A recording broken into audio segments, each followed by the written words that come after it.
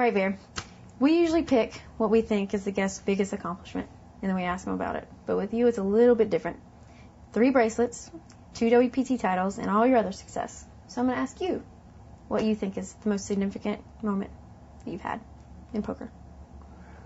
Well, certainly the one that people bring up the most and that I remember is my first televised appearance, and I guess it's my biggest money win too, is the Tunica event. Right. That was my first World Poker Tour championship. I don't think, I can't remember really that I'd won the bracelet of the World Series of Poker. Actually, the way a lot of this stuff came down, as I'm sure you know, I didn't even play tournaments in the years before this, except maybe the main event of the World Series of Poker and 1 or 2 other events if they were in LA. I certainly never traveled to a tournament. But I was picked to be on Poker Superstars for my cash game play. And one of the problems is that Maury Escandani, who was co-producer probably with Henry Ornstein at the time, said, "What are we going to put under your name? You don't play tournaments." Right. And he said, "For everyone else, we put what they won, won a World Series bracelet and all this stuff." And I said, "Well, okay, if you really need that, I'll play some of these events." I said, "The tournament players are a lot weaker than the cash game players I play against." And I said, "Yeah." I said, if I start playing these, I'm going to win something. And in the first year, I won a World Poker Tour event and a World Series of Poker bracelet. And then the next year, I won another bracelet and whatever. And it was a much easier field. The tournament field is a lot weaker than the caliber of players I was used to playing. So on the one hand, I felt it was just a matter of time. And actually, my first year playing tournaments, I won 7 events. So it's not like that's all I won. I started traveling around playing events. Some of them were small. One of them was a one-table thing with all the stud players. But it was $1 million first prize. It was $125,000 buy-in. So I won. But, in retrospect, it probably isn't as easy as I made it out to be. You do need a lot of luck to win these things. And many things went right. As I have often told people, the reason I won that event was I won all my races. I won about 15 races or something. So if you can always win your races, no one ever draws out on you, you're going to probably end up winning the event. And that's what happened. So that was my biggest accomplishment for a number of reasons. I took it down $1.3 million, and I got to give it all away to charity. And in those days, because I didn't make money playing tournaments, I made them in cash games, I just had this idea if I could just win a big event and give the money away. To me, it was just a neat thing to do on many different levels. First of all, I could do something good and get, I wasn't concerned about getting acknowledgement for myself, but I thought that people would see that I gave this away to charity and that other people might also join in and maybe not give 100% away, but start giving pieces of their winnings away. And I think there's no question that I have had a positive impact on the poker world in that way, that a lot of people have done that. And remember, I probably get more credit than I deserve because there are many other people who are coming up with similar ideas. Phil Gordon had his bad beat on cancer. We see many of the players, Jennifer Harmon with her animal shelter charity. There are lots of different charity events. Matter of fact, I get invited to a charity event almost every week nowadays. Right. I don't go around to all these things. People think that's what my life is, going around to charity events, and it's not. Right. But I do feel good that I was kind of at the beginning of a lot of this, and so I had a positive effect in that way. And the other thing that I thought was kind of interesting is all of us in poker are just chasing money, and this $1 million prize is such a big thing to us. And even for myself now, I'm going around, and I need money more than I did then. I'm not doing as well financially just because I still spend a lot, and I don't have the chance to make as much money as I used to before I started playing tournaments. Side game poker just isn't as lucrative, and some of the people are playing on the internet, and just the economy is not as good. There are a number of factors. But it just seemed like a really interesting thing from a maybe philosophical standpoint that we're all chasing these $1 million tournaments, and here I go and win one, and I just give it all away. So I thought that was kind of and also kind of a good message to send to people to get them to think that chasing money should not be your goal. Right. You try to make money so you can achieve your goals. Mm-hmm.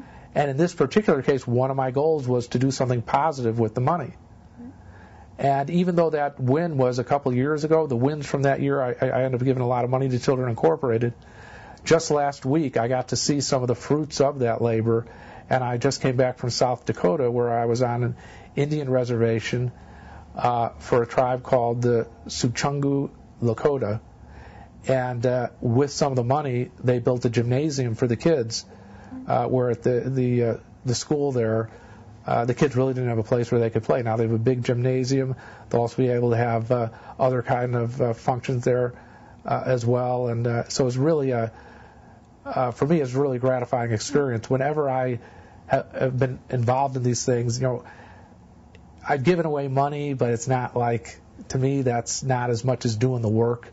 I get a lot of credit because I'm the money man in a lot of cases, but the people, especially people who aren't that well off, we've coordinators and Children Incorporated helping kids and doing the work, and the people who built this gymnasium, a lot of people in the community and in this American Indian community, worked hard to get this thing to coordinate it and to get it up. Those are the people who really gave up of themselves, if you know what I mean. Yeah. I just won a tournament and gave some of the money away, but it's still good that I get to see some of the positive effects of doing well in a poker tournament. Right. Well, let's go back a little bit. Life before poker. You were born December 30th, 1954, and you grew up in Chicago. What do you think your childhood was like? In my mind, I had the best childhood that anyone could ever have. Yeah. I had loving parents. I have two great sisters and a great brother. We really, have a good family, and I really had no bad days. Kids who cry and kids who have it tough. I had all great days. I just had the best childhood ever. I got to play sports all the time. Because I was good academically, I skipped one grade, and I probably should have skipped more, but my dad didn't want me skipping ahead because of social reasons. He thought I should grow up with my peer group. So I was always the youngest kid in class, but school was very easy for me. Even when I went to college, I went through real quickly, and if I hadn't played poker, I'd probably gotten a PhD when I was about 22 or 23 because I was good academically. But the good thing about academics being so easy for me was that I spent my time playing sports. So I was also, I was a scratch golfer by the time I was 18. I averaged in the 190s in bowling. I was probably the second best in pool in my college. At different points, I was number one in table tennis at the University of Illinois, in the table tennis club.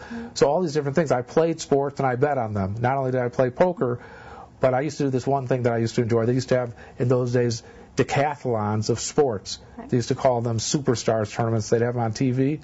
And so I'd always take whoever won it.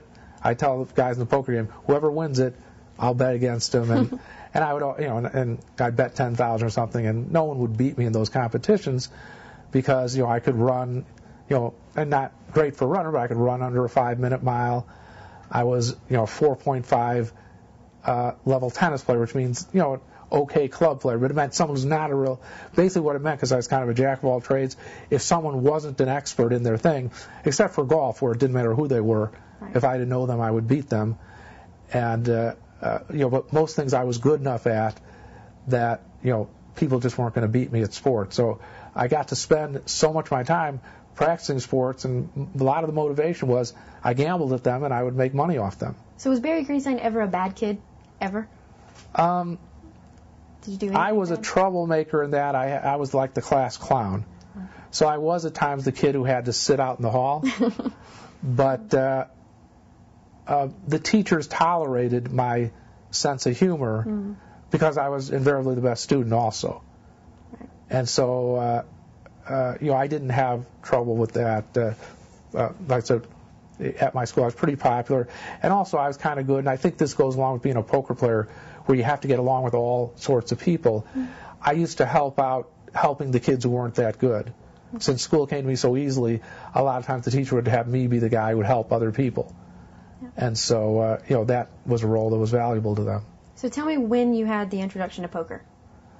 Well, probably at about 5 years old, just because my dad played poker in the Army. We had poker chips, and I played a lot of games. When I come home from school every day, when I was in first and second grade, I'd play canasta and gin rummy with my mom, and board games with my family, and I used to play everyone at